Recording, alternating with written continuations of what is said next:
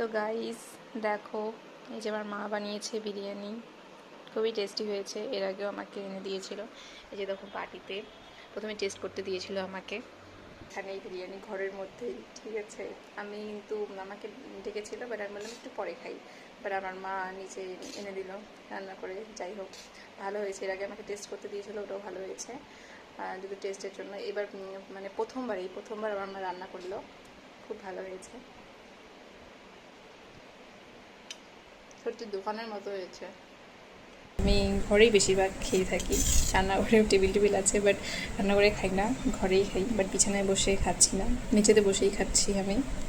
দোকানের বিরিয়ানি সাধারণত এখন খাই না, আগে খেতাম। না জেনে বলতে মানে আমি তো জানতাম না চিকেন মাটন একসাথে করে। আমি তো চিকেন খাই না, যার জন্য এখন আমি দোকানের বিরিয়ানিটা খাই না একদম।